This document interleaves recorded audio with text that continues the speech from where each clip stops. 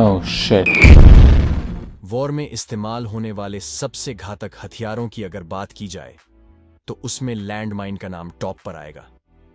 वहीं land mine पर जिस किसी भी इंसान का पैर या किसी व्हीकल का टायर पड़ता है तो उसका काम तमाम हो जाता है। यह एक ऐसा हथियार है जिसे चलाने के लिए किसी सोल्जर की जरूरत नहीं पड़ती, बल्कि यह खुद ही दुश्मनों का खात्मा करने के लिए काफी होता है। आपको बता दें कि लैंड माइन सैनिकों की एक छोटी सी टुकड़ी से लेकर बड़े बड़े टैंक तक सब कुछ नष्ट कर सकता है। पर सवाल यह उठता है कि आखिरकार यह काम कैसे करता है। इस पर पैर रखते ही लैंड माइन आखिरकार फट क्यों जाता है और इसके पीछे कौन सी साइंस काम करती है? आइए आज के इस वीडियो में हम आपको बहुत ही सिंपल 3D एनिमेशन के जरिए लैंड माइन के काम करने की प्रक्रिया समझाने वाले हैं। मोस्टली लैंड माइन दो प्रकार की होती है। इसमें पहली है एंटी टैंक माइन और दूसरी है एंटी पर्सनल माइन। जैसा कि इनके नाम से ही पता चलता है कि एंटी टैंक माइन का इस्तेमाल टैंक को निष्क्रिय या फिर नष्ट करने के लिए किया जाता है, जबकि एंटी पर्सनल माइन का टारगेट पैदल चलने वाले सैनिक होते हैं। एंटी टैंक माइन आकार में काफी बड़े होते हैं और उसमें विस्फोट भी ज्यादा मात्रा में होता है, लेकिन इसी के साथ ही एंटी टैंक माइन को एक्टिवेट होने के लिए बहुत ज्यादा भार की जरूरत पड़ती है। यानी अगर कोई पैदल सैनिक गलती से किसी एंटी टैंक माइन पर कदम रखते तो यह ब्लास्ट नहीं होगी। वहीं दूसरी तरफ एंटी पर्सनल माइन में विस्फोट तो बहुत कम मात्रा में होता है, लेकिन इसे एक्टिवेट करने के लिए बहुत ज्यादा वजन की जरूरत नहीं पड़ती है। हालांकि एक चीज इन दोनों ही तरह की माइंस में कॉमन होती है और वह है इनके काम करने का तरीका। इन दोनों ही माइंस को प्रेशर ट्रैप वायर या रिमोट डेटोनेटर की मदद से एक्टिवेट किया जा सकता है।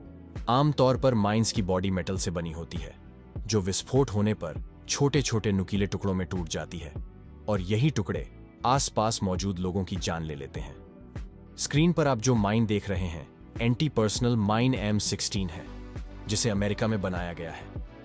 इसकी खासियत यह है कि यह जमीन के नीचे नहीं फटती, बल्कि एक्टिवेट होने के बाद पहले यह लगभग 1 मीटर ऊपर हवा में आती है और उसके बाद फटती है, ताकि इसका इम्पैक्ट ज्यादा से ज्यादा लोगों तक हो सके। जानकारी के लिए बता दें कि यह माइन 30 मीटर तक के दायरे में किसी की भी जान ले सकती है। अब बाहर से अगर देखें तो हमें इस माइन के 3 पार्ट्स नजर आते हैं, जिसमें ऊपर की तरफ फ्यूज, बीच में कास्ट आयरन शेल और नीचे की तरफ प्रोपेलिंग चार्ज लगा होता है, और यह माइन एक स्टील केज के अंदर पैक होती है। इस माइन को बनाने के लिए इसकी मेन बॉडी और फ्यूज को अलग अलग तैयार किया जाता है, क्योंकि एक बार फ्यूज लगाने के बाद माइन बिल्कुल फटने के लिए तैयार हो जाती है। जहां इसे माइन की मेन बॉडी में बने होल के अंदर आसानी से कस दिया जाता है। फ्यूज के ऊपरी हिस्से में 3 प्रेशर प्रॉन्स और इसके थोड़ा सा नीचे साइड में रिलीज पिन होता है। फ्यूज को अगर खोल दें तो इसके अंदर हमें एक पतली सी मेटल रॉड दिखाई देती है, जिसे स्ट्राइकर कहा जाता है। स्ट्राइकर नीचे की तरफ एक स्प्रिंग के दबाव में होता है, जिसे स्ट्राइकर स्प्रिंग कहते हैं। ये स्प्रिंग इसको नीचे की तरफ खींच रही होती है, लेकिन साथ ही साइड में लगी रिलीज पिन इसको प्राइमर पर स्ट्राइक करने से रोके रखती है। दरअसल रिलीज पिन एक बहुत ही मजबूत स्प्रिंग की मदद से स्ट्राइकर के अंदर बने एक खांचे में फंसी रहती है, जिससे स्ट्राइकर लॉक्ड रहता है और नीचे नहीं जाता है। अब माइन को एक्टिवेट करने के 2 तरीके होते हैं।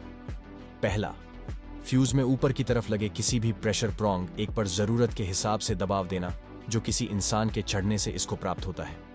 क्योंकि ऐसा होने पर ट्रिगर का एक छोर जो वैज शेप का होता है, वह नीचे की तरफ दबाव बनाकर रिलीज पिन को पीछे धकेल देता है और स्ट्राइकर नीचे जाने के लिए अनलॉक हो जाता है। इसके अलावा दूसरा तरीका है रिलीज पिन को सिंपली पीछे की तरफ खींचना, जो आमतौर पर ट्रिप वायर सेटअप में देखने को मिलता है। इसमें ट्रिप वायर को फ्यूज के रिलीज पिन से इस तरह जोड़ दिया जाता है कि वायर में सिर्फ 1.5 किलो का दबाव लगते ही पिन बाहर आ जाती है। दोनों ही कंडीशन में स्ट्राइकर अनलॉक होकर तेजी से नीचे की तरफ जाकर प्राइमर से टकराता है।